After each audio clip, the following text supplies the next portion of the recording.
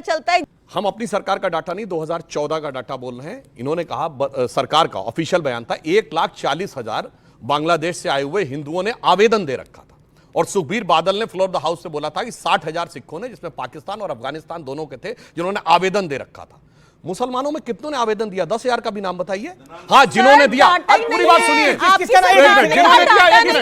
किसने दिया? अदनान सामी ने किया। अदनान सामी कौन है जिन्होंने गाना गाया था? थोड़ी सी लिफ्ट करा दिया। सुनो मेरे भाई, पिछले 5-6 सालों में 500 मुसलमानों को जो पाकिस्तान और बांग्लादेश के थे उनको भारत की नागरिकता दी गई है, इंक्लूडिंग अदनान सामी। अरे जो मांगेगा उसको देंगे ना।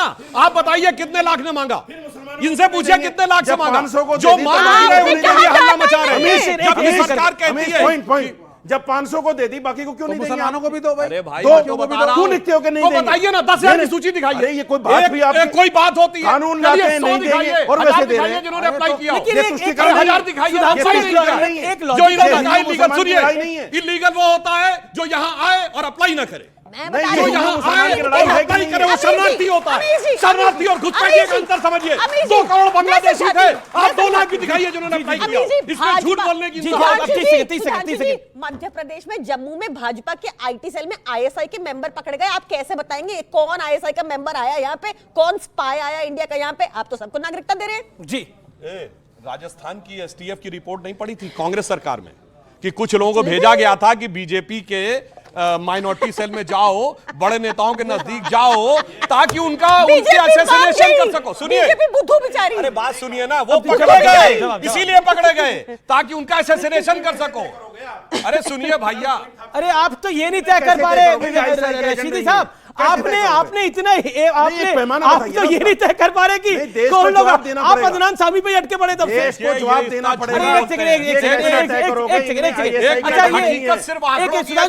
किंतु परंतु नहीं कर सकता। जब ये देश आजाद हुआ तो आज के पाकिस्तान में 24% हिंदू था, जो 1% से कम हो गया, और 9% मुसलमान था, जो 16% हो गया। इस देश के 9 राज्य हिंदू माइनॉरिटी हो गए। बताइए कहीं। ये तो पॉइंट है। और ये पॉइंट क्यों है मैं आपको बताता हूं। नहीं, सुनना पड़ेगा व्यूअर्स, क्योंकि बात हुई हिंदू कितने थे पाकिस्तान के अंदर और हिंदू कितने थे बांग्लादेश के अंदर। आज इस आंकड़े पे गंभीरता से चिंतन करने की जरूरत है। पाकिस्तान में 1951 में 15% से ज्यादा हिंदू थे और जब देश आजाद हुआ तो 1947 में 23% से ज्यादा हिंदू थे। 70 साल में जो हिंदू आबादी है वो 1% से भी कम आ गई। वो हिंदू कहां गए?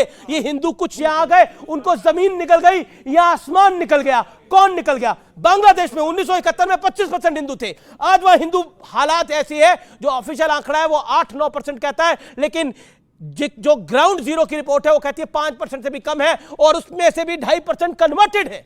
ऐसे हालात है बांग्लादेश और पाकिस्तान के अंदर। और आप बात करते हैं ये हिंदू और सिख, जैन, बौद्ध, ईसाई, ये कहां जाएंगे? और खासतौर पर हिंदू और सिख कहां जाएंगे अगर अपने मूल वतन में नहीं आएंगे? तो पॉइंट ये है, ये कहां जाएंगे? जी, क्या कहना चाहते हैं आप? बोलिए, क्या कहना चाहते हैं आप? धर्म की बात है, जो झूठ वचन बोलेगा उसके मुख में कीड़े पड़ेंगे, भगवान करेंगे, वो कहीं भी नहीं सुधरेगा। आपका क्या पॉइंट है?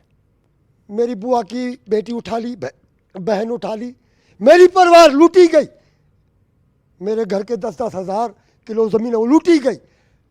जो लूटी गई, क्या ये गोली मारी हुई है मुसलमानों ने। ये गोली, घर छोड़ दो न तो मुसलमान बन जाओ, घर छोड़ दो या मुसलमान बन जाओ। धर्म नहीं। हमने बोला भाई ये जमीन तुम्हारी, तुम ले लो, हम हमारा धर्म नहीं छोड़ेंगे, हम चले जाएंगे भारत मैया के गोद में, हम मुसलमान नहीं बनेंगे। ये जालिमी है, ये कुपट में कीड़े पड़ जाएंगे, भगवान करे तुम्हारे मुख में कीड़े पड़ जाएंगे। जो हमारे से जो गुजरी है वो आप नहीं देखते हो, तुम्हारी आंखें फूटी हुई है। जी जी जी जी। मेरा सवाल ये है, मैडम जी ने भी ये कहा था कि जो अनलीगल है उनको नागरिकता सरकार दे रही है।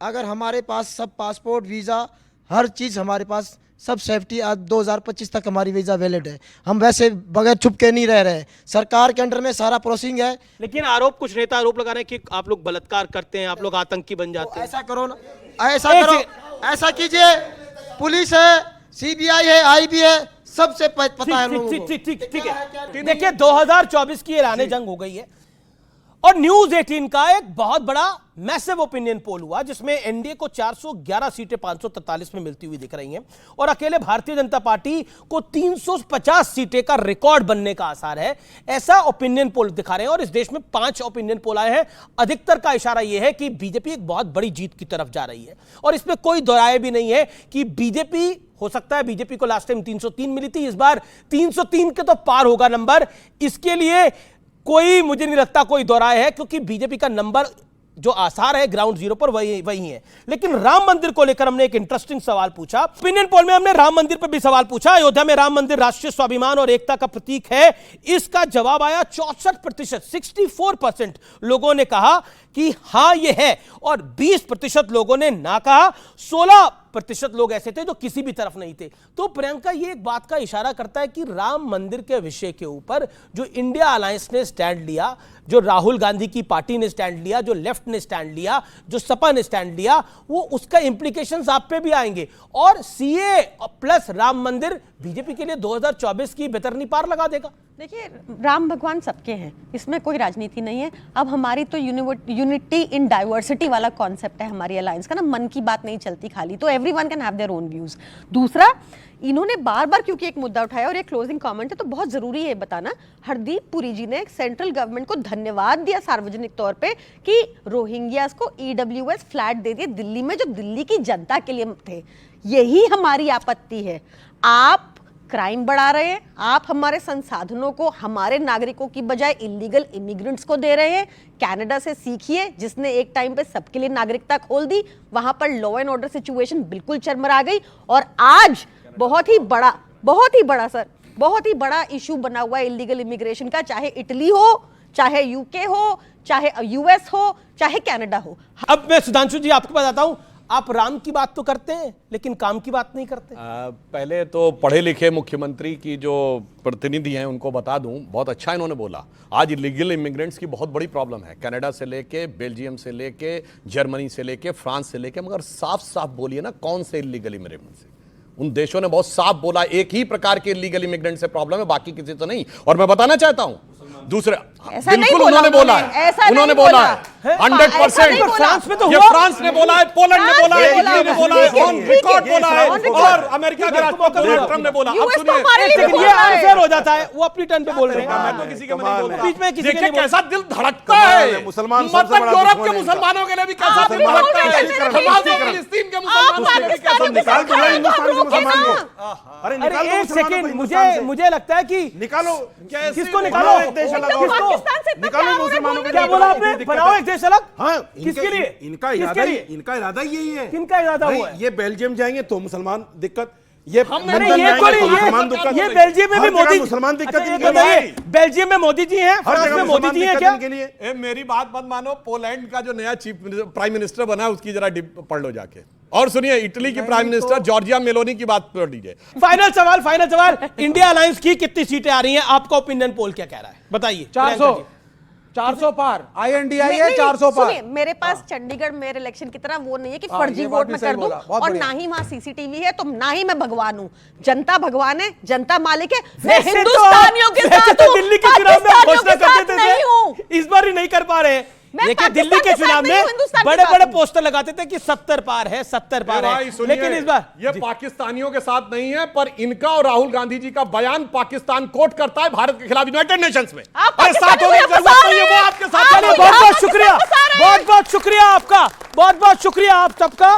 और आपकी जो दुख तकलीफें हैं उनको, वो वाकई उनको सुन के मन हमारा भी व्यथित हुआ और स्क्रीन के उस पार भी लोगों का व्यथित हुआ होगा। लेकिन फिलहाल इतना ही इस चर्चा के अंदर, लेकिन लोकतंत्र के इस महापर्व में आप भी अपनी आहुति जरूर दे।